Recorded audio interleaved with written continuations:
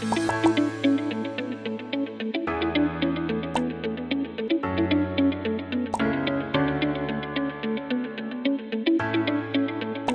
memang apabila kita berbicara bank syariah yang sebenarnya, maka dibutuhkan kejujuran yang luar biasa, baik dari banknya ataupun mitranya, penerimanya. Kalau di bank komersial dia debiturnya. Karena kalau tidak ada kepercayaan penuh, maka tentu kita tidak bisa menjalankan baik sesuai dengan. Jangan, tentu kita tidak ingin membiarkan bank syariah hanya sekedar administratif. Dalam kondisi hari ini, tentu bukanlah situasi yang sempurna atau gampang untuk berbicara tentang ekonomi yang baik, apalagi ekonomi syariah dalam krisis ekonomi ini.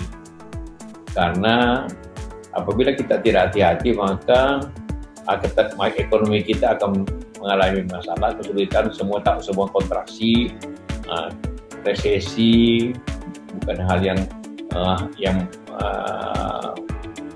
memalukan lagi, karena hampir semua negara-negara besar sudah resesi. Jadi apabila di Indonesia nanti kita tahu informasinya bulan September, apakah kuartal ketiga kita masih baik atau tetap negatif, maka itu kita mengalami resesi yang seperti dialami oleh banyak negara lain. Saya juga agak sedikit bingung untuk menghubungkan bank syariah dengan new normal. Apa hubungannya? Saya tidak tahu apa hubungannya. Tapi yang jelas mungkin ingin mengatakan apa hubungannya bank syariah dengan krisis ekonomi yang ada di depan mata. Kalau resesi itu disebut new normal, nah itulah tentu kejadian itu seperti itu.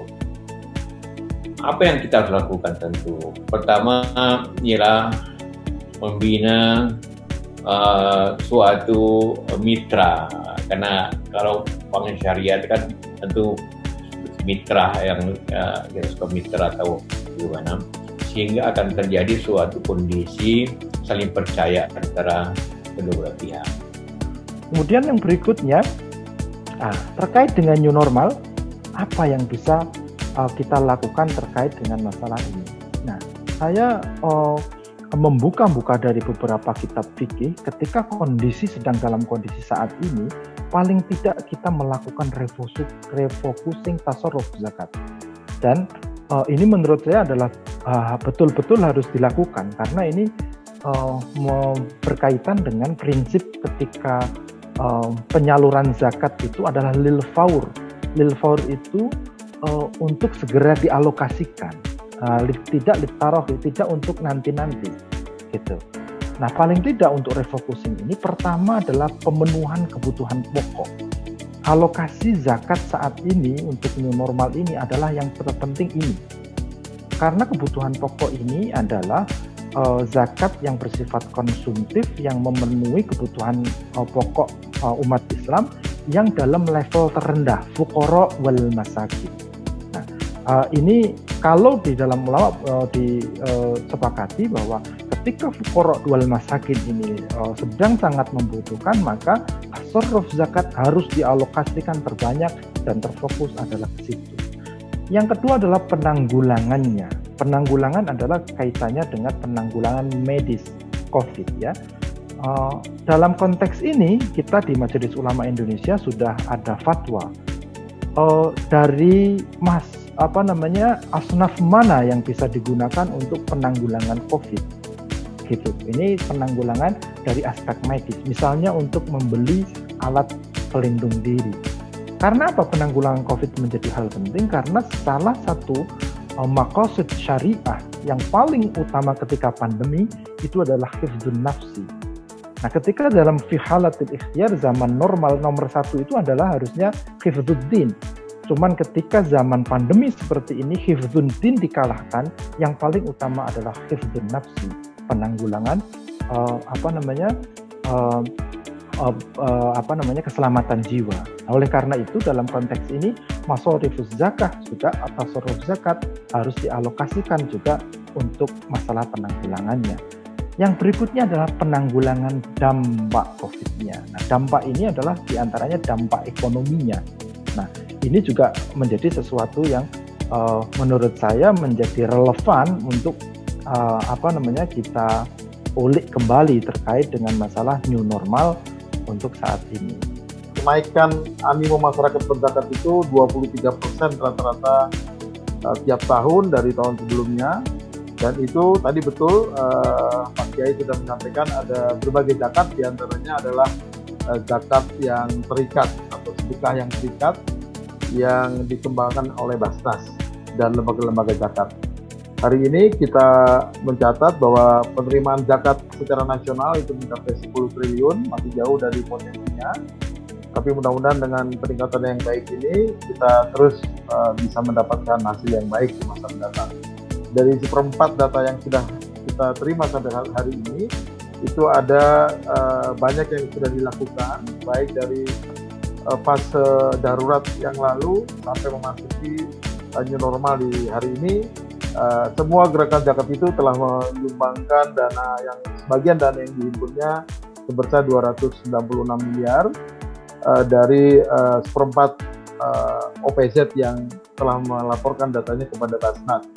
Saya kira ini kira-kira kalau di Indonesia ya jadi 4 kali lipat dari ini, itu telah diberikan membantu mereka yang terkena COVID dan yang terdampak lainnya. Program Dompet Duafa di era pandemi COVID, kami mencoba langsung menyasar kepada penerima manfaat. Program yang sedang bergulir, yang sudah berjalan lebih kurang 2 bulan, misalnya Mudik Damber, budidaya ikan dalam MBR yang kita gerakan di seluruh cabang-cabang Dompet Duafa berada di berbagai provinsi, di berbagai wilayah, di mana dengan dana Rp250.000 kita berikan kepada satu kepala keluarga duafa yang terdampak pandemi COVID. Mereka bisa mempunyai 2 buah ember dengan pengadaan lebih kurang 200 benih lele dan 36 kangkung dalam wadah. Dalam waktu 30 hari sudah bisa dinikmati sendiri oleh keluarga tersebut. Jadi rata-rata setiap cabang memberikan penyaluran dana zakatnya sekitar 100 sampai 200 kakak. Dan alhamdulillah 80-90% masih berlangsung sampai saat ini Mudik Damber, budidaya ikan dalam ember. Donatur Dompet Duafa mayoritas ternyata 51,2% wanita. Ya, slide yang sebelumnya. Nah, yang menarik yang ingin kami sampaikan adalah kemampuan mereka berzakat yang di atas 6 juta rupiah. Itu 20,3% adalah kelompok karyawan swasta atau BUMN. Jadi di 6 bulan terakhir sampai Juni kami melakukan survei. Dan yang menarik ada kelompok pedagang dan pengusaha wira swasta sekitar 16,2%. Nah, yang berzakat di atas 6 juta itu ada 21,3%. Nah, ada yang berzakat di bawah 2,250.000, 18,2%. Dari sisi usia, ada 20 sampai 29 tahun, slide yang sebelumnya yang nomor 3, Mas. 20 sampai 29 tahun, 38,7% donaturnya Dompet Duafa. Dan yang di atas 50 tahun, itu ada 5,9%. Dan ini memberikan bukti bahwa memang di usia tersebut adalah usia-usia yang akrab dengan digital. Bergesernya zakat fitrah yang langsung ke musola atau ke masjid, mulai memasuki minggu kedua ketiga itu signifikan peningkatannya melalui zakat online.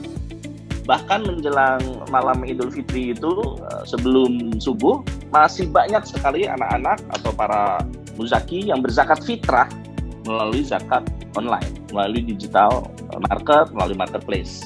Justru kami mengusulkan bukan undang-undang zakat yang mau direvisi, bukan undang-undang wakaf yang mau direvisi, tapi kita buat undang-undang baru yang mengkonvergensikan antara zakat dan wakaf. Ibaratnya sama dengan di teknologi, yang sekarang itu ada undang-undang yang terkait dengan penyiaran, ada undang-undang yang terkait dengan telekomunikasi, maka tidak perlu lagi ada undang-undang sendiri-sendiri itu, sifatnya konvergensi kok, saling melengkapi. Maka dibuatlah undang-undang yang menyatukan ke dua-duanya itu. Dan kekuatan wakaf itu bukan di siapa-siapa, tapi di kekitaan. The power of we yang dulu pernah kami sampaikan ke Pak Juwaini. Jadi konsepnya sudah tidak perlu lagi konsep musabaqah itu, tapi konsepnya adalah konsep muawalah. Manfaatnya kita ingin membangun tradisi memberi sebagai status yang paling tinggi, karena status interaksi itu akan memberi, bawahnya lagi menerima, bawahnya lagi meminta, bawahnya lagi meminta-minta. Nah, kita tidak ingin itu. Tapi paling tidak kita hobinya memberi, karena hakikatnya yang kita terima itu adalah apa yang telah kita berikan. Itu bukan pelitawan, tetapi dermawan. Kalau begitu ada orang itu pelit, dia belum memenuhi kriteria soleh. Karena dermawan itu, bersedekah itu dipakai transaksi untuk kematian. Itu sehingga sesuatu yang sangat real.